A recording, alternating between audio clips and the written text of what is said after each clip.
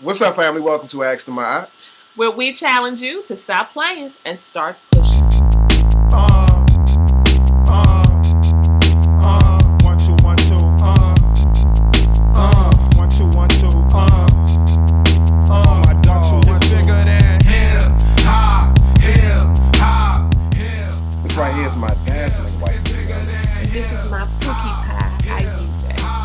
All right, y'all. We got a question that came in that my wife is going to read for you. All right, we're going to cut to the chase and get right to it. Here's what it says. It says, first off, I want to thank you for this website. You are welcome. It has been a huge blessing to me. What website are they talking about? BlackLoveandMarriage.com. Okay. She says, my husband has had 2 emotional affairs and 1 sexual. That's 3 then, right? Mm-hmm. 3. She says she's had 1 sexual affair that just ended in November, this past November. I confessed to my husband because things had gotten so crazy between us that I felt if we were to move on from the damage we had both done to our marriage, I had to come clean. I have come clean, and part of me really wants to stay and work things out.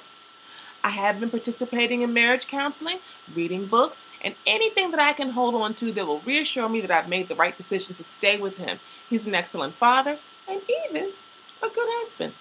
But deep inside, this is what she says, I am still longing for the person I cheated with. We've heard that so many times, haven't we?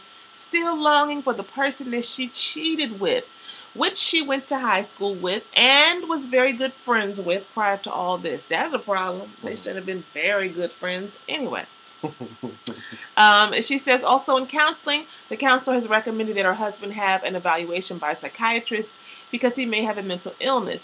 She says she feels she's checked out of this marriage emotionally, but she's staying because she believes it's the right thing to do. I guess my question is, what can I do to get this other man out of my head and heart?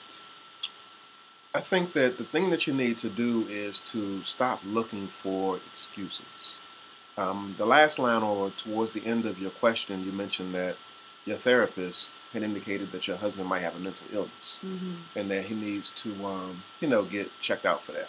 And so, when you say that, it's almost as if like you're trying to rationalize being in a relationship with somebody else versus, granted, your husband may have a mental illness, but that doesn't mean that you need to check out the relationship. So I see that as possibly being an excuse for you, not wanting to continue to be in the marriage that you're in.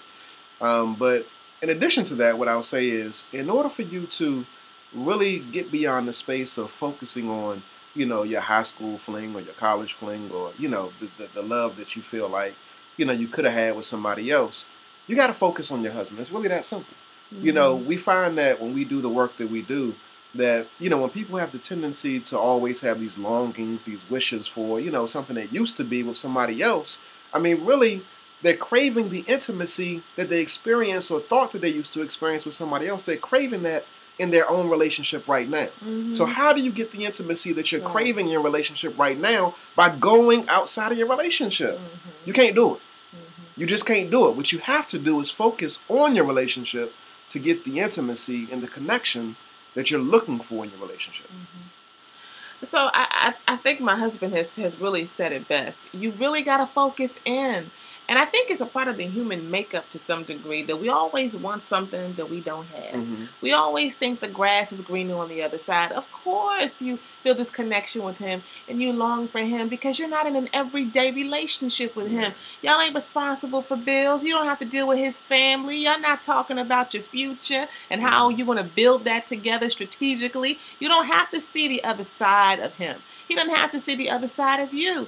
And trust me, I know you probably had some deep conversations and all that. It still ain't being with someone day in and day out who is your husband or your wife and building a future and a legacy together and pushing through personalities, right?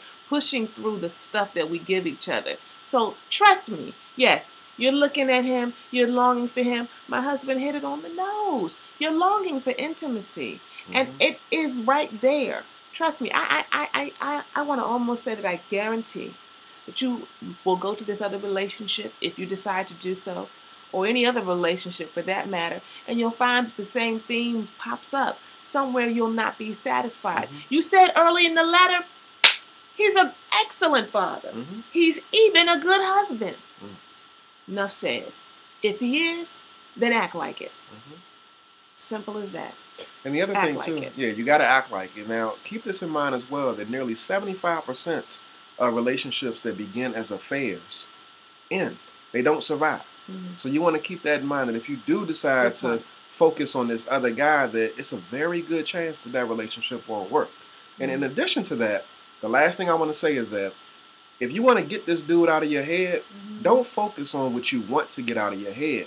Focus on what you want to be in your head, Yes. which is a Say better it relationship again. with Say your it husband. again. Don't focus on what you want to get out of your head, which is Mhm. this other dude. Mhm. Focus on what you want to be in your head, which is Yes. a better relationship with your Mhm. husband. Mhm. The more you focus on it, the more it grows. So at the end of the day, again, we want to challenge you to stop playing and start pushing.